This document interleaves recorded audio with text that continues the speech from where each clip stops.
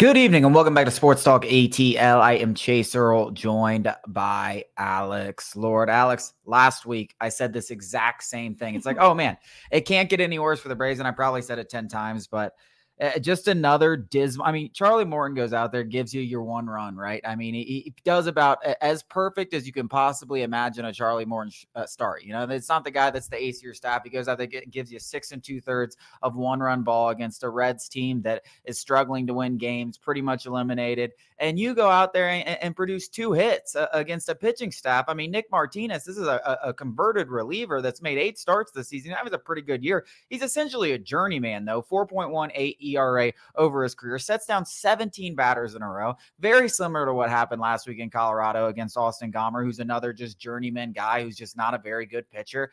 And you're wondering, when does this end? And now we have 18 games left of the season, and guys, it's just not ending. And I'm like a coach with a challenge flag, but it's a white flag in my pocket, and I'm so ready to just throw it on this team because it's just like the offense has been so bad for so long. And you can talk about the injuries, but guys are back. So some guys are back, some guys aren't. Yeah. The injuries are definitely a huge part of it, but it's more than that. I mean, this has been the worst offense outside of the Chicago White Sox, basically, for damn near 4 or 5 months.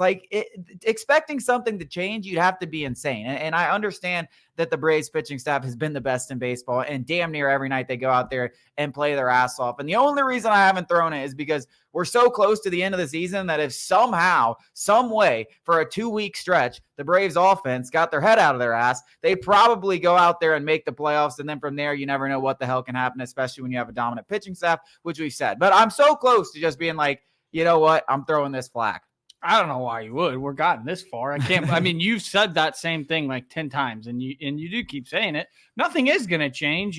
Maybe some blind luck is basically what the Braves can really pray for offensively, because this pitching staff can win a World Series. It's that damn good. It's arguably the best. It's right there with the Mariners.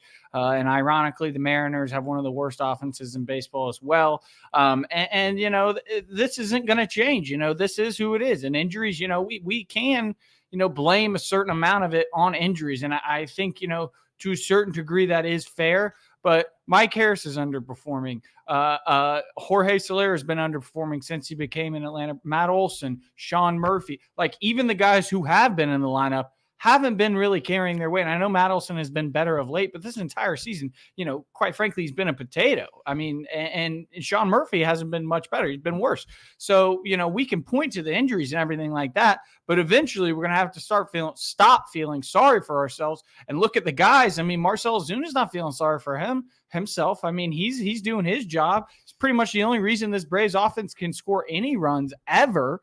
I don't know really what, and that's Braves what's fans been wrong. Like the last 2 weeks while this Braves Ozuna's been struggling. It's the first 2 weeks that we've seen him struggling. Obviously, we're not going to pile on him, but it's just like, this is how bad things get when you don't have Marcell Ozuna, and I do think we are at the point. I mean, we're going to have to sit back here eventually and reflect on this season. I don't want to do it too much today, but I wonder what else besides injuries has gone wrong in terms of coaching and Kevin Seitzer and stuff like that. Because even Ronald Acuna, when he was healthy, wasn't having the best year. Chipper Jones talked about it. Chipper Jones spoke, and I think Braves fans are kind of taking it out of context because I went and listened to what Chipper Jones was saying, and he said something about the Braves, but he was also kind of clarifying in general what the approach at the plate was around the league and how poor it's been. And he kind of notes that, pitchers have somewhat figured out the Braves approach in the box, and the Braves haven't changed anything. And he was speaking from a place of frustration. And obviously, I don't know hitting on a level of Kevin Seitzer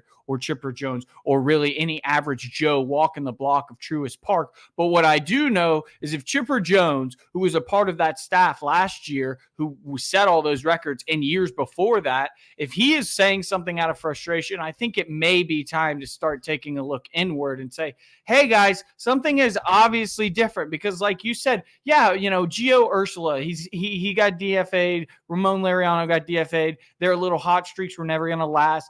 But the guys we're talking about, perennial all-stars. Mike Harris never made an all-star team, but he's got that talent. Matt Olson, perennial all-star. Sean Murphy, all-star. All those guys, Jorge Soler, all those guys are struggling for a reason after having monumental seasons last year. All those guys had great seasons last year. So, I mean, even Austin Riley, before he went down, up until prior, a couple weeks prior to that, he was struggling for the first half of the season. And I know he was injured a little bit, but the first half of this season, he was struggling a little bit. So maybe it is something more than just, luck.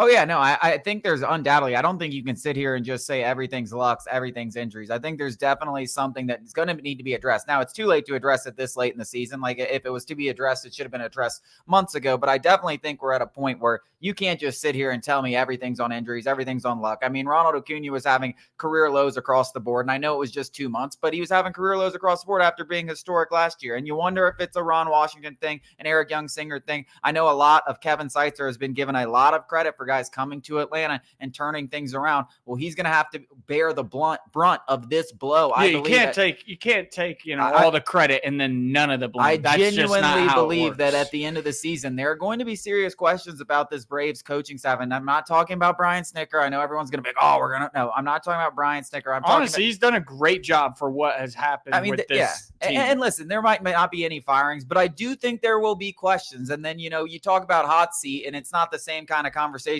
when you're talking about hitting coaches and stuff like that. But I do think there'll be conversations about switching things up around Brian Snitker and on this Brave staff if things don't turn around, because I do think you can look at just everybody's season, not just the injuries, everybody's season, and guys underperforming outside of Marcell Ozuna. The only guy that's safe for sure is Rick Kranitz, and I know he hasn't been around for a long time, but damn near this Braves pitching staff has been something to watch. And maybe that's just another testament to the league. Maybe that's just another testament too that the league it has been around the league. Offense has been down. I said it jokingly, but this Braves pitching staff has got to have a group message where they just talk crap about these Braves hitters, because there's no possible way. Obviously, I'm joking, but this is going to be a war crime, a crime against humanity if we don't get to see Chris Sale pitch in the postseason, and this entire Braves pitching staff as a whole. Rafael Iglesias has to have an opportunity to close a game in the postseason. Chris Sale deserves game one start.